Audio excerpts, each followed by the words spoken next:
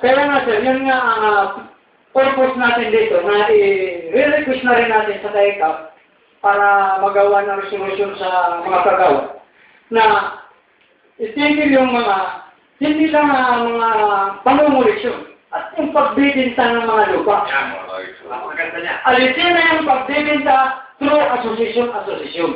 Kasi dito malinaw na ito yung private property.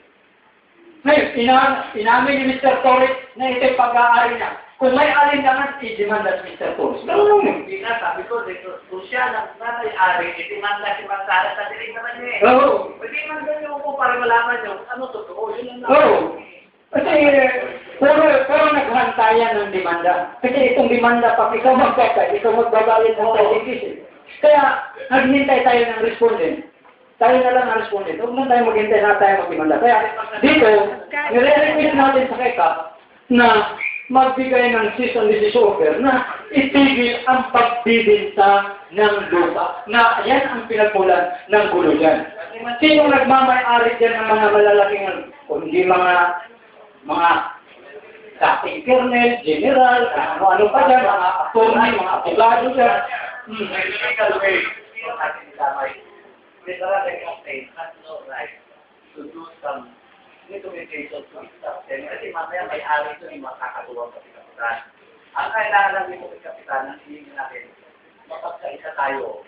Tayo mismo ang magtulungan magbantay sa mga kanto. Okay. Alisin yung mga nangungulikta.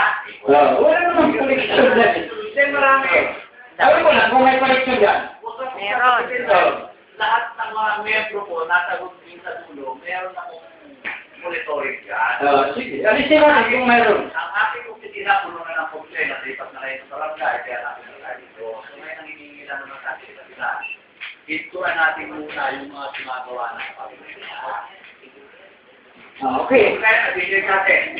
Kaya example, ito anak ko, dadala ng panukat ng mga susukatin doon, hindi, hanggang dito yun, pero meron nagtatakot doon sa lugar. Yan nangyayari na sa inyo eh. 6-7.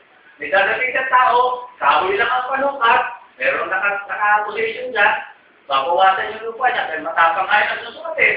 Yun ang kinakaya ko. Yan ang hinihingi ko sa inyo. Yan, tinicheck natin yung... Alam nga kung sino. Yung grupo natin, wala dyan. Tinicheck natin yan, hindi ganun ang grupo namin. O hindi, basta ako, ibinibigay ko ang informasyon sa inyo. Okay. Tulungan nyo kami. Sige, tulungan tayo. Okay. Yan lang po ang request namin pa. Sige, sige po. Nandito lang. Magandang mabagat po sa inyong lahat. Nandito po lang ako. Ang inireklamo ko naman po, hanggang ngayon, December pa ako hanggang ngayon, hindi pa ako kabisan. Dahil hinaharang lang ng hibis, magalit muna lang kami ng 5,000 para bigyan kami ng certification. Ngayon, hanggang ngayon, hindi pa kami makabisan ng tubig, nawasak, kung tawag yung mga kapitbahay ko, may mga tubig na sila lahat. Kami, hinaharang ng hibis para magbayad ng 5,000 para may down payment daw. Sa katunayan po, yung lupa namin, kinukuha ng hibis, binitin sa ibang tao. Kami ang may rights dyan. 7,000 hibis. Square meter. Binitin nila sa hibis gate. Sa hibis gate daw ang may-ari. Manay, di ba nagpunta sa akin sa opisina? Ako po. Pinatawag ko na yung pinatawag na area manager. Kinausap ko na si Jerry Sevilla, yung speaker ng Manila Water. Kasi ayaw niyo pong puntahan. Hindi naman po si ako mismo si Masana sa pupunta ron. Nakita niyo naman na direct yung mismo si Jerry Sevilla. Sabihin ni Sir Alumpi na certificate ka ng hibis pumit. Certificate na Kaya ako pabigay kay Kapitan yung sistema ko. Pero kapag Ano ba yan? kaya ang kaya ko, sir, ako po magpapaliwanag. Kasi po ako taga-Caloocan. Ang pinatay po sa akin, kulang pitong Italia. Dismiss na po ang kaso. Ngayon po, ilang beses po pumunta si Sir Torres sa Caloocan. Ang kalaban po namin, si Bishop Inigit. Talo po sa kaso, dismiss, isang hearing lang po. Ngayon po, dumating po ang sulat sa amin ng assessor. Ngayon po November, sarili po namin gastos na mag-asawa. Ang pagsundan po koleksyon, sarili po namin mag-asawa. Wala kaming hiningan ng mga tao. Ngayon po, yung sinasabi yung koleksyon, wala po kami koleksyon. Ngayon po, ang membership, yan po ay alam ni Mr. Torres. Ngayon, ang salita po ni Mr. Torres, at yan po, ilang beses niyang humarap sa hearing. At mati kay Noli Castro, humarap din po yan, dismiss din po ang kaso mati kay Mike Defensor. At yan po ang dokumento na sa amin. Ngayon po, ang ating pong po ipapaliwanag sa ngayon, ang masasabi ko lang po, kumpleto na po kami ng dokumento na hinihingi sa asesor, may tulad po kami sa asesor sa Caloocan. Ipapasok na po yun para lumabas ang titulo. Ngayon po, ang inasay po sa akin, kulang 7 hektarya. Pero yan po, inasay sa akin, pero hindi ko po sinarilihan. Ibinibigay din po namin yan sa mga miyembro. Dahil ang salita ni Mr. Torres, kung sino lang ang miyembro, yun lang ang bibigyan niya ng lupa. Ngayon, ang hindi miyembro, walang lupa. Ngayon po, ang sabi ni Mr. Torres, ibinigay ko sa iyo ang lupa, dapat ipaglaban mo. Ngayon, kung hindi mo kaya ipaglaban, bitiwan mo, magtanim ka na ng kamote. Yan ang sabi ni Mr. Torres. Ngayon, kung sa mga simulation, kami mag-asawa ang lumalakad. Dahil ang titulo ni Mr. Torres, mula Malolos, Bulacan, hanggang Quezon, Province of Rizal, ang titulo ng araw ay Malolos lamang. Ngayon, kung sinasabi yung hindi darating si Mr. Torres sa kaso, yung ay nakamali. Dahil ilang hearing na umaten si Mr. Torres sa kaso namin. Ngayon, kung sinasabi yung meron kaming koleksyon, sana magandang bahay namin.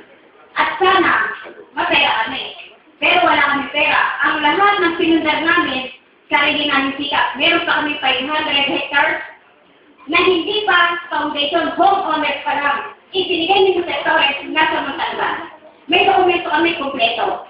Kahit sa kami makarating, sariling pera namin mag-asawa, wala kami kinuhanan na koleksyon. Ngayon, alam ninyo, dahil ibinigay sa asawa ko ang foundation, si Mr. Torres ang nag-approve niya, na siya rin ang nagsabi na sa foundation ng daw pala niya ibibigay ang lupa.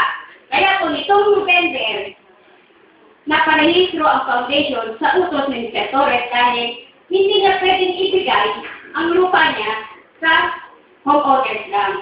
Ngayon, iparehistro daw namin ang foundation ng daw pala para maibigay sa lupa yung mga lupa maibigay sa mga tao. Sa totoo lang po, yan po, ay meron ngayon dinidemoli sa Quezon City. Kahapon po, inaaya ko ang mister ko na tulungan ang taga Quezon City. Ang nagpapademoli, alam din ni Carlos Del Monte.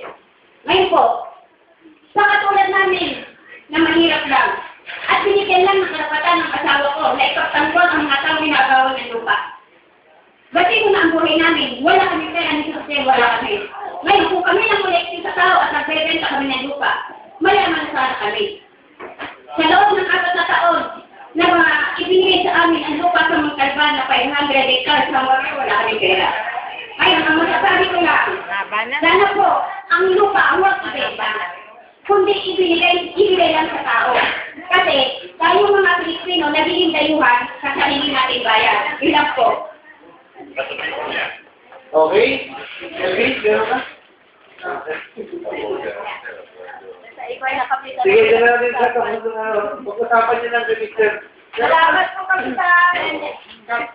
Hindi pa nag-adjourn eh. Ito pala yung kapin ng pag-grind. Sana makapag-circuit tayo sa kailan po kasi. Sa lugar niya pinuntahan namin yun, sa top 44, di ba? Kami pinayos ito lagi para sa akin. Salamat po. Maraming salamat po sa inyo. Ang tanungan. Kami